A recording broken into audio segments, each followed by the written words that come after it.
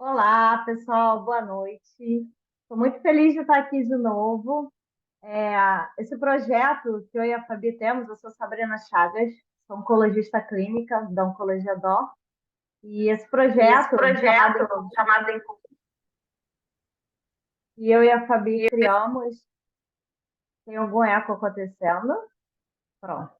É um projeto muito querido que ele cresceu, ele já está em várias unidades nossas no Brasil. E a gente percebe que a gente tem oportunidade de várias coisas. Primeiro, que a gente consegue levar informação e acolhimento para os nossos pacientes em diversos temas e pautas que são essenciais na caminhada. Lembrando que a caminhada do paciente é muito além do remédio, a gente tem que olhar o paciente como um todo. E, em segundo lugar, algo que me deixa muito feliz é a oportunidade de conhecer pessoas muito especiais e, mais ainda, de encontrar pessoas que eu adoro demais. Então, eu vou passar a palavra para a Fabi, que já está aqui com a gente, para ela apresentar esse convidado, que eu sou apaixonada. Eu digo que tem pessoas que todo mundo do planeta deveria conhecer. O Caio é um deles. E falei o nome. Fabi, anuncia ele, senão eu vou falar demais. Olá, Sabrina, tudo bem? Estamos aqui com mais um evento lindo, e hoje para falar de um tema assim que emocionalmente assim é muito importante para todos nós, né? No trajeto do paciente, no trajeto do acompanhante, do cuidador do paciente, que é para falar como é que vão ficar as emoções, como é que fica o cuidado desse paciente, o psicológico do paciente, do acompanhante, do cuidador. Então, para isso, a gente convida o Caio. Caio é psicólogo do hospital, de uma das unidades São Luís, de São Paulo, e é com enorme prazer que a gente está trazendo o Caio para palestrar essa aula linda aqui para vocês. Obrigada, Sabrina, obrigado, Caio, pela presença. Olá, pessoal. Boa noite. Muito obrigado. Estou muito feliz de estar aqui com vocês. Obrigado, Sabrina. Obrigado, Fabi. Eu sou muito apaixonado pelas duas, então para mim é uma honra estar aqui hoje. E, bom, gente, para a gente então começar a falar, né, desse tema, eu vou só projetar aqui a minha fala, né, até para conseguir nortear um pouquinho para vocês. Deixa eu colocar aqui. Aí vocês só me dão um toque se vocês estão vendo direitinho. Tá dando para ver aí? Tá? Fechou? Tá, Bom, sim. então vamos lá, gente. Bom, então para falar aqui um pouquinho para vocês, vocês estão conseguindo enxergar o slide direitinho aí, né? Não tem nenhuma interferência, enfim, aqui às vezes tem essas questões online, né? Que a gente ainda se acostuma. Direitinho, tá direitinho. Então tá bom. Gente, só para falar aqui para vocês, até né, me apresentando um pouco, eu sou de São Paulo, né? Eu sou da Reddor também, do Hospital São Luís da Unidade Jabaquara, e eu faço parte do Núcleo Procriare. O Núcleo Procriare é uma empresa de psicologia, a gente cuida de alguns hospitais, né? Dos serviços de psicologia de alguns hospitais aqui de São Paulo, dentre eles o São Luís Jabaquara, o Hospital da Criança, o Vila Nova, a maternidade que a gente tem aqui em São Paulo também, e o São Luís do Itaim. E também o serviço de psicologia do colaborador de alguns outros hospitais também da Reddor, tá? Eu trabalho com oncologia há um tempo considerável, né? Então eu tenho uma caminhada aí nessa área, e hoje também estou na Estadual de São Paulo da Sociedade Brasileira de Psico-Oncologia. E o que eu vou trazer para vocês hoje aqui, gente, é um pouquinho sobre a trajetória emocional do paciente. Quem que são esses pacientes? O que que o paciente pode sentir? Como que é vivenciar essa trajetória, do tratamento oncológico, né? Em primeiro lugar, eu acho que assim, a gente tem que falar de dois grandes motes da psicologia e da psiquiatria, falando aí de saúde mental, que todo mundo ouve falar, que todo mundo conversa o tempo todo, que é falando de ansiedade e depressão. Eu acho que esses são os dois grandes motes de trabalho que a gente tem, Até porque a gente, quando fala de diagnóstico, a gente fala de muitos outros diagnósticos, mas esses são os dois grandes diagnósticos em saúde mental e que têm ali as suas ramificações, e que muitas vezes a gente usa outras palavras para conseguir expressar um pouco melhor os sintomas aí de depressão e de ansiedade, e vale muito, para começar a falar desses dois pontos, é diferenciar um pouco do que é esse diagnóstico, do que são esses dois diagnósticos, e um pouco do que são as reações comuns, tá? E aí, eu gostaria muito de trazer isso para vocês, por quê? Porque a gente fala muito de ansiedade, de depressão, e aí, hoje parece que tudo está virando ansiedade, tudo é depressão. Será que é assim? Quando a gente fala de um paciente que recebe a notícia de que ele tem uma doença, seja ela qual for, e aí eu não estou nem falando da doença oncológica ainda, mas de um real, de uma coisa que atravessa a vida dele e que em nenhum momento é esperado, às vezes a gente vê algumas reações. E hoje, no mundo atual, a gente tem algumas questões que têm quebrado um pouco a nossa ideia do que é uma tristeza comum, do que é um sintoma de estresse, do que é realmente uma ansiedade normal diante de uma questão que a gente tem vivido. E o que que eu quero dizer para vocês, né, do que é uma ansiedade normal que uma pessoa pode viver, né? Quando eu trago um pouco essa ideia, eu trago também para vocês o seguinte sentido. Ansiedade vai muito além de uma pessoa que tem pensamentos acelerados, tem sudorese nas mãos, rói unha, sente um frio na barriga. Ansiedade não é só isso. Ansiedade, a gente pode dizer, pensando na doença, na ansiedade, que às vezes precisa de um tratamento medicamentoso, que às vezes vai precisar de um processo de psicoterapia focado nesses sintomas. A gente está falando aí de uma questão que atrapalha o convívio social de uma pessoa com seus pares, com seu círculo social. Então, a ansiedade, ela traz uma ideia de pensamentos acelerados, pensar sobre o futuro, reações como o medo constante, tá? Então, o medo é um primo irmão da ansiedade, quando a gente fala de ansiedade. A gente fala de reações de estresse intensas. Essas reações, elas podem afetar o corpo, sim. Eu não sei se vocês já ouviram falar em algum momento, né, de pessoas que ficaram tão ansiosas que começaram a ter, por exemplo, diarreia, outras pessoas também tiveram boca seca, né, a mão ficar suando, ou realmente começar a suar bastante. Sim, quando a gente está vivenciando um momento de ansiedade um pouco mais intenso, a gente também pode levar isso para o corpo. Ansiedade é um conjunto de sintomas e que também tem muito a ver com um pensamento acelerado e pensamento sobre o futuro, uma necessidade de controlar o futuro, muitas vezes, ou de se antever a alguma coisa. A depressão também tem outras características. Hoje a gente fala de uma depressão que não tem cara. Muitas vezes a gente fala assim, que ficar triste é porque a pessoa está deprimida.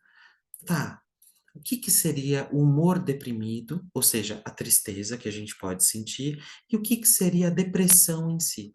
A depressão, gente, é uma doença paralisante, é uma doença que muitas vezes pode fazer com que a pessoa também tenha um impacto muito grande na vida social, onde ela perde o desejo de fazer as coisas.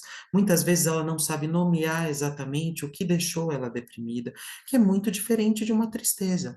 Nós precisamos ter alguns sintomas de ansiedade básicos para que a nossa vida consiga andar, e a gente também precisa ter sintomas de depressão, humor deprimido. A tristeza é parte da vida. A gente é normal viver alguma tristeza em algum grau. Quando a gente recebe, por exemplo, a notícia, né, de um real, de uma doença que invade a nossa história, principalmente uma doença tão estigmatizada quanto ao câncer, quando a gente se depara com isso, é natural se sentir triste, é natural pensar sobre o futuro, é natural sentir medo, tá?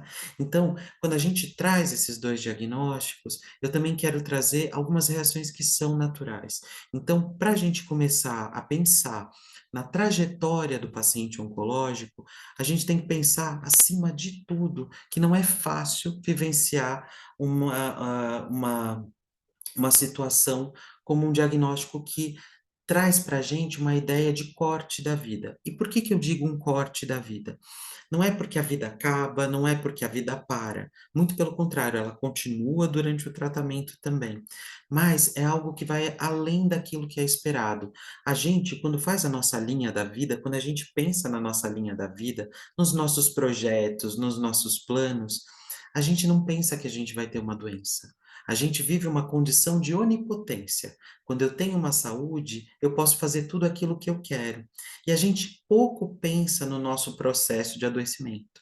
Adoecer é algo que pode acontecer com qualquer pessoa, de qualquer nível social, de qualquer etnia, mas a gente não pensa nisso. Na nossa linha da vida, a gente pensa que a gente vai viajar, que a gente vai se formar, que a gente vai estudar, que a gente vai casar, e até a gente pensa em ter filhos.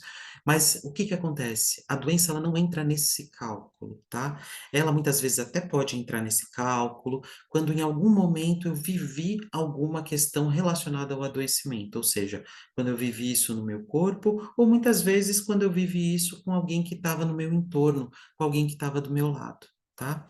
Então, sim, a gente pode ter sintomas de ansiedade, a gente pode ter um humor deprimido e que não é necessariamente a doença ansiedade ou a doença depressão, vamos dizer assim, tá?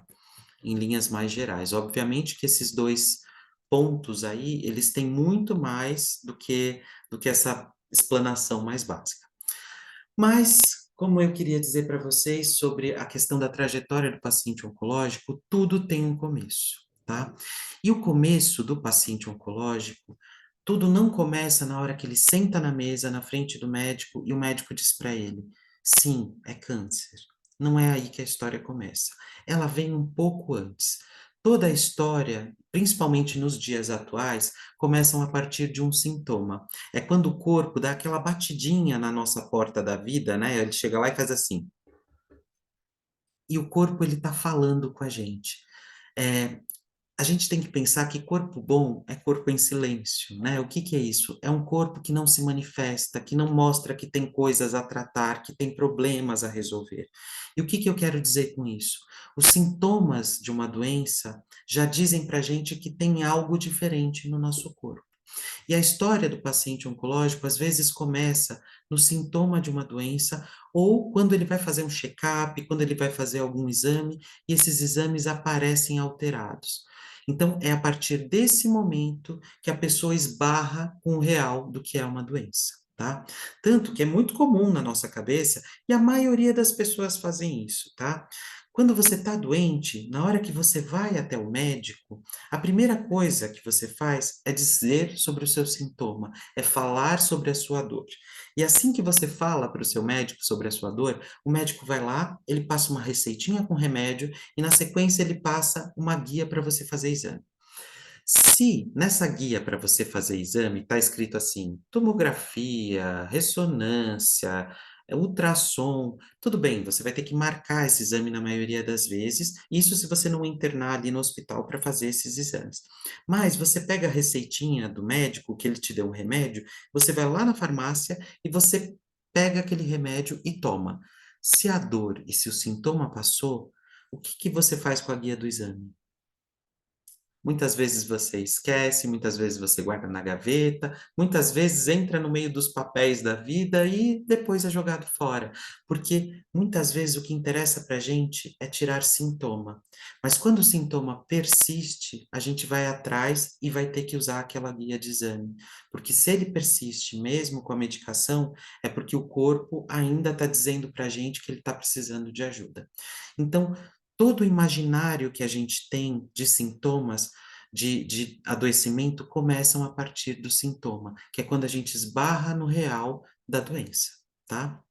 E aí o que que acontece? Quando a gente faz esses exames, eles vêm alterados e eles mostram alguma coisa, a gente recorre ao médico e aí sim é que a gente tem aquela batida de martelo que o médico diz pra gente, sim, você tem uma doença.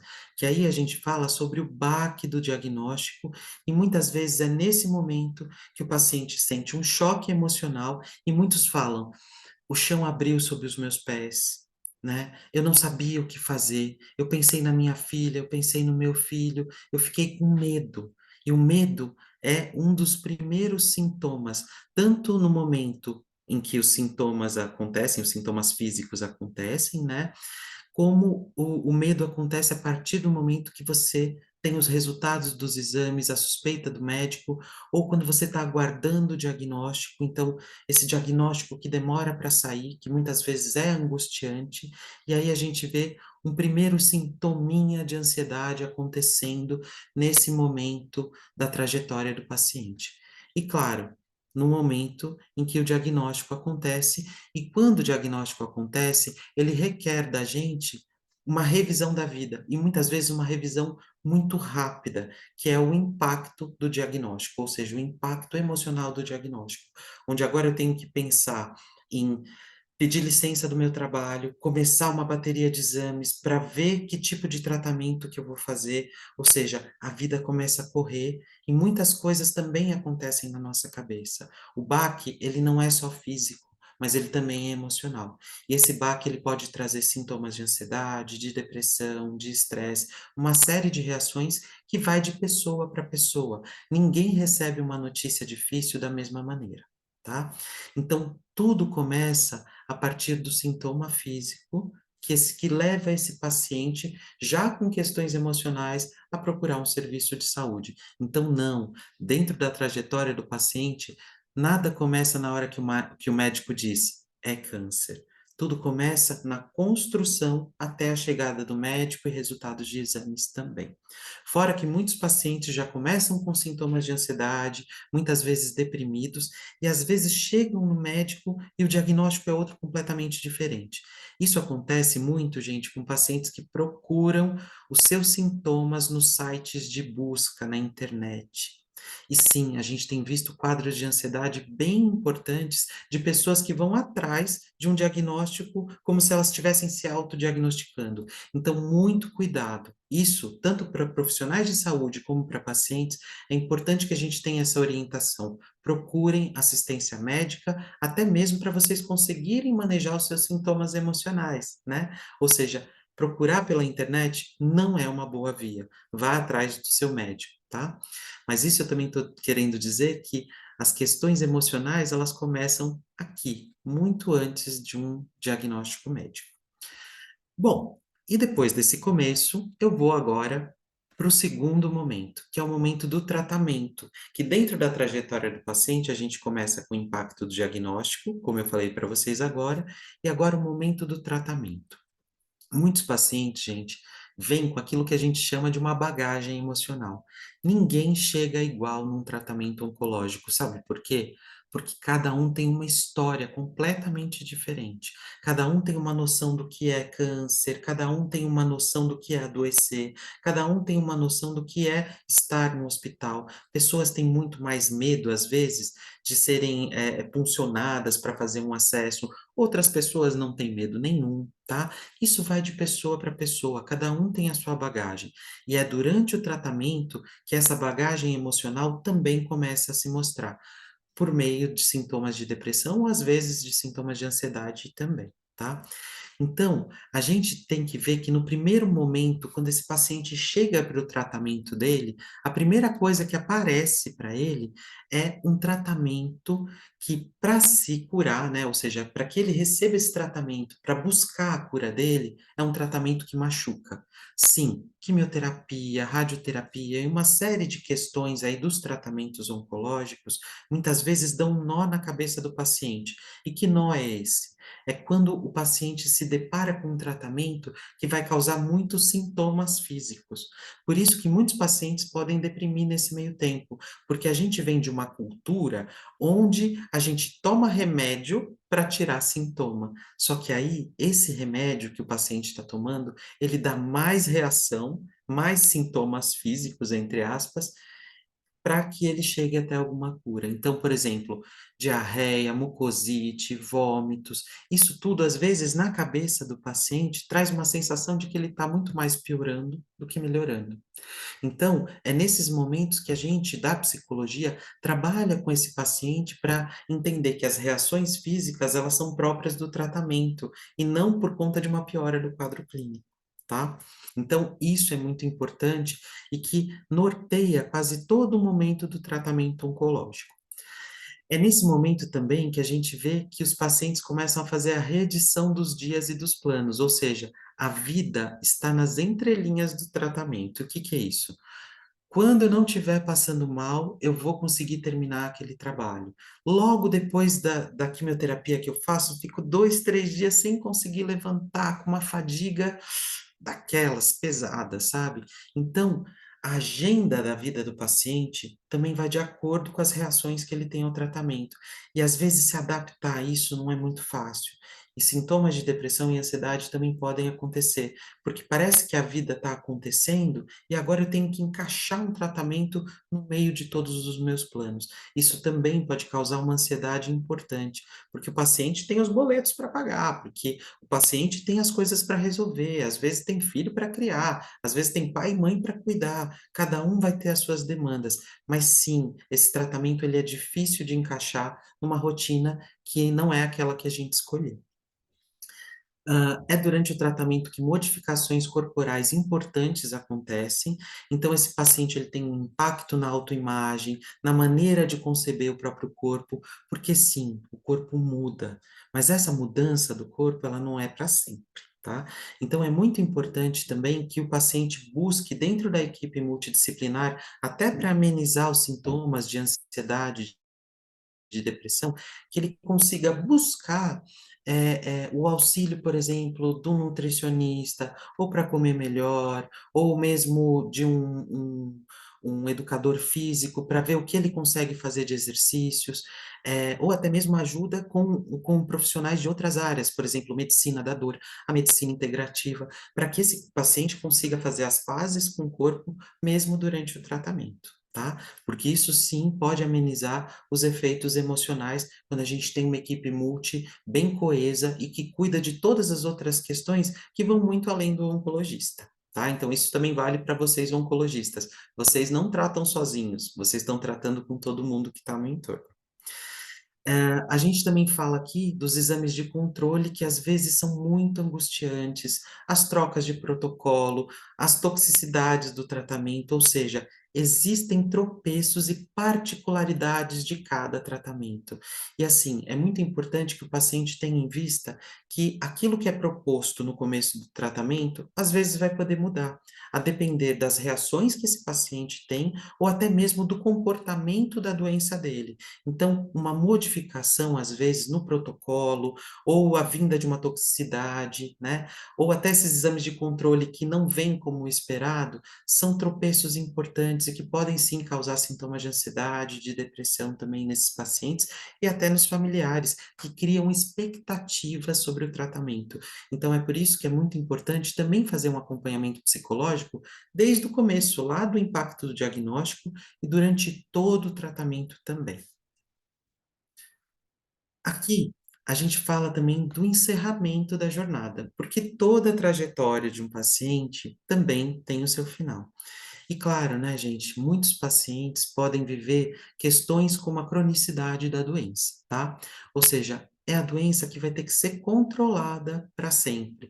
Então, é muito difícil, às vezes, conviver com uma doença, mas é importante a gente saber que existem possibilidades. O convívio com a doença depende de uma equipe multidisciplinar e da implicação desse paciente no tratamento dele. Ou seja, saber que realmente a minha doença oncológica eu vou ter que ir controlando, né? Então, é como se eu tivesse as rédeas, sempre na comunicação efetiva com a minha equipe de saúde, para ir controlando esse tratamento. Quando a gente fala de uma cronicidade, de uma doença oncológica crônica, também é válido para o paciente, para a família, pensar na inserção da equipe de cuidados paliativos. E isso é muito importante dizer, gente. Cuidados paliativos não é cuidado para quem está morrendo, é também cuidado para quem estiver morrendo. Então, o cuidado paliativo, ele não cuida de morte, não. Ele cuida da vida até o último dia da vida. Pacientes que convivem com uma doença oncológica podem sim se beneficiar de uma equipe de cuidados paliativos para controle de sintoma. Então, a gente tem que tirar da cabeça de que o cuidado paliativo, ele só serve para pacientes que estão numa fase final de vida, internados, ou às vezes numa uma possibilidade de morte iminente. Então, não é para isso. O cuidado paliativo é muito além disso, tá? E servem para pacientes que, inclusive, se curam, né, no final do tratamento, porque quanto antes entrar a equipe de cuidado paliativo, melhor é o controle de tudo que pode acontecer com aquele paciente, tá? E principalmente para pacientes que vão conviver com essa doença por muito tempo, tá? Então, assim, o bom controle de o bom controle de uma doença também vai de encontro com uma boa equipe. Uma equipe, por exemplo, de medicina integrativa pode ser muito importante também para que o paciente conviva melhor com o processo de adoecimento dele, tá? Um outro ponto de encerramento de uma jornada também pode ser a morte, né? Então, esse momento é inegável, por isso que é tão importante também aqui a inserção da equipe de cuidado paliativo, todo o tratamento psicológico voltado para o próprio paciente, para a própria família, porque sim, até o último dia de vida, a gente tem coisas a resolver, a gente tem demandas a tratar também. Então, sim, é muito importante que a gente fale disso. Isso não pode ser apagado da nossa vista, nem enquanto profissionais de saúde, nem enquanto pacientes e nem enquanto equipe, tá? Enquanto familiares, tá bom? E claro, gente, a tão almejada cura, tá? No entanto, todo mundo, obviamente, a gente espera a cura, a gente está atrás da cura, a gente trabalha para chegar nessa cura. Só que a cura do corpo nem sempre vai acontecer junto com a cura emocional. E o que que eu quero dizer? Muitos pacientes que vivenciam a cura, às vezes têm aquilo que a gente chama de TEPT, que é o transtorno do estresse pós-traumático. Sabe o que que é isso? Eu vou explicar para vocês. É um tipo de transtorno emocional que está muito ligado à ansiedade de pessoas que passaram ali por tratamentos muito difíceis, com muitas reações. Então, o transtorno do estresse pós-traumático, ele vem na via de entendimento como se fosse um trauma. Então, muitos pacientes que se curam na hora dos exames de rotina, antes desses exames, ficam muito ansiosos, como se eles fossem receber de novo o diagnóstico. Então, esse medo, essa ansiedade pode ser paralisante. Muitos pacientes que se curam, eles podem até, inclusive, abandonarem os exames de rotina, que são tão importantes para o monitoramento desse paciente.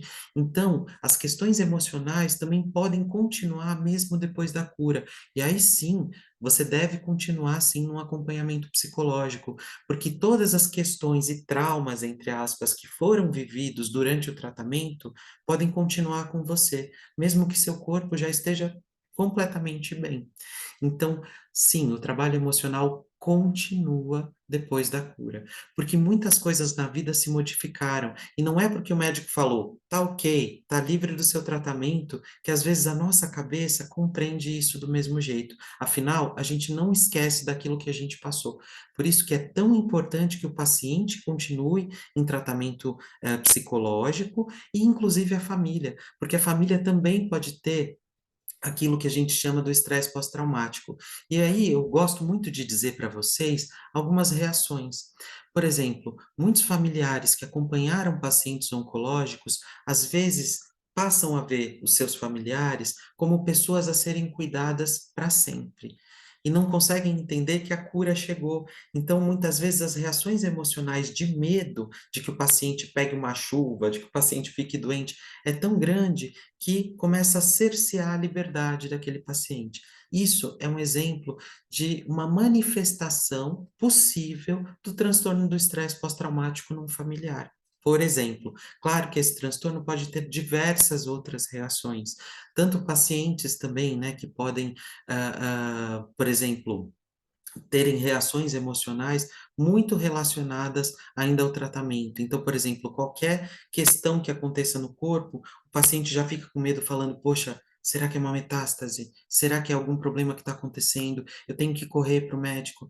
E às vezes não, né? Às vezes ele acabou de fazer o exame de rotina, tá tudo certinho lá, mas qualquer reação já vira uma reação de sobressalto. Sim, isso pode ser uma manifestação do estresse pós-traumático, tá? E aqui é muito importante que a gente entenda, né, que os cuidados para aqueles que ganharam o prêmio, né, de melhores atores coadjuvantes, a família e a equipe.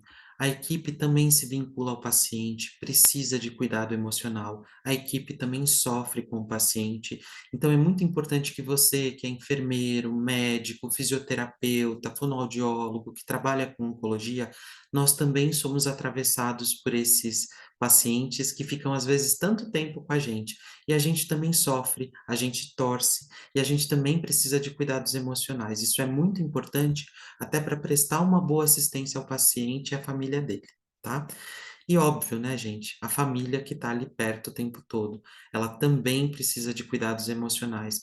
Por quê? Porque quando a gente cuida bem de uma família, funciona como um efeito dominó. Se uma pessoa está cuidada, ela também vai poder cuidar melhor daquele paciente. Muitos pacientes, inclusive, passam até super bem no tratamento e a maior preocupação que eles têm é, poxa, nossa, olha como minha mulher está estressada, olha como meu marido está ansioso, olha como minha filha ficou deprimida, tá? Então, às vezes, tem pacientes que são o alicerce da família mesmo durante o tratamento. E a família, sim, deve recorrer a um profissional especializado. E aí, para terminar a minha fala, eu queria trazer para vocês o cuidado emocional e quem que a gente procura. Primeiro, gente, é qualquer psicólogo que cuida de paciente oncológico? Não. Psicólogos que têm uma formação em psicologia hospitalar ou psico-oncologia, tá? A psico-oncologia, gente, é uma área que não é tão nova assim, mas é uma área que requer, sim, pessoas especializadas. Não é qualquer pessoa que pode cuidar de um paciente oncológico, porque tanto, por exemplo, eu adoro essa comparação. Quando você tem uma doença oncológica, você vai procurar um oncologista ou você vai procurar um dermatologista, né? Então, assim, o que que eu quero dizer? Claro que o dermatologista pode ajudar pacientes oncológicos, mas a depender, por exemplo, do que está acontecendo com aquele paciente, se não for nenhuma doença oncológica voltada à parte da pele, um dermatologista talvez não vá poder ajudar. Então, sim, na psicologia a gente também tem isso. Então, vocês devem procurar por profissionais especializados, tá? Psiquiatra, ele também é um aliado essencial e sempre que possível um psiquiatra que também tem experiência com pacientes oncológicos, porque não adianta a gente ter um profissional que receita uma medicação que às vezes pode interagir de uma maneira negativa com o tratamento oncológico daquele paciente. Então, é importante que a gente também procure por um profissional que tenha essa mão com pacientes oncológicos. A medicina integrativa, ela é importante? Super importante. E a gente tem muitos profissionais que atuam nessa área da medicina integrativa na oncologia. E aí a gente está falando de musicoterapeutas, a gente está falando de práticas de mindfulness, a gente está falando de yoga, a gente tem vários outros personagens que vão poder ajudar sim nesse cuidado e que também vai depender do histórico do paciente, daquilo que ele se encaixa melhor. O que também não dispensa o psicólogo, porque muitas vezes a gente acha que, ah, não, se eu faço yoga, eu não preciso fazer psicólogo. Mentira, você deve fazer os dois, né? As práticas de medicina integrativa, se possível, faça o máximo delas, a acupuntura, tudo aquilo que vier como uma ajuda é muito válido, tá? E claro, gente, o aliado da espiritualidade. Claro que tem pessoas que não acreditam em nada, que não tem, né, que tem essa questão, eu sou ateu, e isso não é um problema. Mas espiritualidade, gente, vai além de religião. A gente fala pela OMS que saúde é o cuidado, né, na verdade, saúde é o bem-estar biológico, físico, social, psicológico e espiritual. Então, quando a gente está falando desse cuidado, em espiritualidade é porque a espiritualidade ela é uma forma que aquela pessoa tem de alcançar o que é sagrado para ela. Não importa a religião, mas isso se constitui enquanto um dos maiores recursos de enfrentamento diante de situações difíceis. Então, eu espero que hoje eu tenha ajudado vocês um pouquinho a pensar um pouco sobre o que são esses cuidados emocionais aí, para o cuidado da trajetória do paciente oncológico e espero que vocês consigam aí integrar isso um pouco e levarem, tanto se vocês forem profissionais de saúde para as suas práticas, e você que é paciente, você que é familiar, a procurar ajuda pelo meio correto. Obrigado, gente.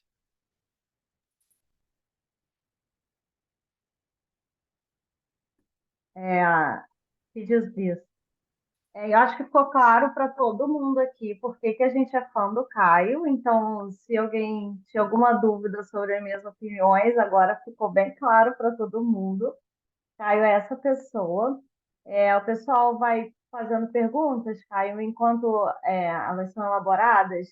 Eu, primeiro que falar sobre medicina integrativa brilha meus olhos cada vez que você falava, meu coração via coraçõezinhos voando, né? Medicina integrativa, você sabe aqui é minha paixão. E lembrar para todo mundo que a gente tem no YouTube vários eventos nossos salvos sobre vários temas e a parte de medicina integrativa, sobre questões psicológicas também está salvo lá no YouTube da Oncologia Dor, na página chamada Encontros, né? E aí, você falou muito bem sobre isso, mas eu acho interessante trazer esse ponto. Que eu vejo muitos pacientes ainda associando a psicologia, aquele tratamento de quem está maluco, né? Ainda usam essa terminologia. E é interessante que eu ainda vejo muitos pacientes, quando se sentem ansiosos, deprimidos, deles irem no psiquiatra para tomar um remédio e eles não procuram um psicólogo, não procuram esse outro braço do tratamento. De forma nenhuma eu estou falando mal de psiquiatra, de remédio, não é isso, mas eu acho importante a gente reforçar que a gente também precisa desse outro braço para aliviar sintomas. Eu queria que você comentasse um pouquinho. Então, Sabrina, assim, eu acho que isso que você falou é muitíssimo importante, né? Primeiro, eu acho que depois da pandemia, a gente vive uma ideia de saúde mental onde as pessoas estão entendendo que isso não é para louco, isso é para todo mundo. Porque sim, a gente tem momentos da vida, né, que realmente a gente tem altos e baixos, né? Então, esses altos e baixos da vida, eles precisam ser cuidados, né? E um ponto que eu acho que é muito importante, Sabrina, que é assim, é, a medicação para alguns pacientes pode ser importante. Por quê? Isso eu acho que você sabe disso também muito melhor do que eu. Eu vou dar um exemplo muito básico. Por exemplo, pacientes que têm tumores de pâncreas, por exemplo, podem deixar de ter algumas substâncias no corpo que podem levar à depressão, né? Então, às vezes, a vinda de uma medicação, ela pode vir por outras vias que a gente nem imaginava, né? E eu acho que é muito importante que a gente tenha um papel muito ativo de pensar que, assim, saúde mental sempre foi uma coisa muito jogada para um canto, né? Falando, isso daqui é perfumaria, a gente não precisa agora. O que é uma grande mentira, porque, assim, todo mundo tem algum sofrimento e, às vezes, a gente não dá conta sozinho, né? A família, ela tem um papel dentro do tratamento oncológico que eu acho que é muito importante, que é de esperançar. A família, ela tem que falar mesmo aquilo, né? De vai ficar tudo bem, tá tudo certo. Isso não é um papel de psicólogo, isso é papel de família, né? Então, assim, a família tem esse papel que é muito importante. Por exemplo, o padre, o bispo, enfim, né? A entidade religiosa tem um papel dentro aí da questão da espiritualidade. Isso é indispensável, mas não é psicólogo também, né? E eu gosto muito de pensar naquela coisa, né, Sabrina? Você está com uma foto de praia atrás, né? E assim, gente, todo mundo fala, eu adoro ir pra praia porque é minha terapia. Não, praia é terapêutico. Ou seja, eu me sinto bem fazendo, mas não é terapia, né? Terapia, às vezes, é quando a gente, inclusive, fala de questões que não são fáceis de dizer e a gente consegue dar conta delas, sabe? Então, assim, fazendo esse panorama de pensar a psicologia num outro lugar que não é do lugar da loucura, pensar na inserção do psiquiatra, da medicina integrativa, e aí sim pensar nesse viés de terapia, porque isso são terapias, e que podem sim ser terapêuticas, né? Que não entram ali na via de algo que as pessoas falam, não, eu dou conta sozinho. E às vezes não dá para dar conta sozinho, né? Não sei se eu te respondi bem, mas acho que é por aí. Caio, assim, a sua abordagem está maravilhosa, muito do que a gente ia comentar, você acabou explanando muito bem na sua aula. E é verdade que você está falando dessa parte do emocional, de fazer terapia, muitas vezes, e em grande parte, O paciente descobre a doença, muitas vezes já vai para a cirurgia, passa por aquele pré-cirúrgico, biópsia, não sei, cirurgia, corpo físico, e a cabeça não conseguiu ainda processar tudo, né? E eu vejo muito isso, assim, na clínica, na prática clínica, que às vezes vem o depois, né? Quando ela passou o processo, tirei a lesão, tirei a doença, e aí que vem tudo, né? E eu sempre encaminho para terapia, para psicologia. Muitas vezes o paciente está sendo acompanhado pelo psiquiatra também, e a gente tem esse acolhimento, ainda bem na Oncologia Dó, pela equipe da psico-oncologia, né? Como você falou, a especialização em oncologia, a especialidade é fundamental para os nossos pacientes. E você falou lindamente sobre a medicina integrativa, e eu, como acupunturista, né, eu tenho, às vezes o paciente vem para tratar uma dor, mas a dor não é só física, é emocional também, ansiedade, depressão, e a gente consegue contribuir muito isso com a prática da acupuntura também, né, nesse movimento todo de melhorar esse processo emocional que o paciente está passando. É, eu queria só ver, a gente tem a questão do cuidador, né, do familiar, que muitas vezes está ali nessa trajetória toda do paciente. Como que é a aceitação deles para serem acompanhados também? Eles aceitam? Porque muitas vezes o paciente não quer, mas como é que você observa que o acompanhante precisa? Como é que é isso, Caio? Você pode só falar um pouquinho para a gente? Obrigada. Eu acho que é assim, né, Fabi? Eu acho que isso é muito importante, porque assim, o cuidador, ele é uma das grandes fontes de sofrimento, só que é um sofrimento anulado. O que que é isso? Quando ele entra num hospital, quando ele entra num tratamento, ele é colocado como mais um cuidador. E eu acho essa palavra, às vezes, um pouco perigosa, né? Por que que eu digo que é uma palavra perigosa? Porque muitas vezes esse paciente, né, que é visto como cuidador, esse cuidador, né, que é visto como parte apenas do cuidado, ele é apagado, completamente apagado. E o que que acontece? A gente precisa dar voz para essas pessoas. E muitas vezes esses familiares que, assim, na psicologia, eles viram nossos pacientes também.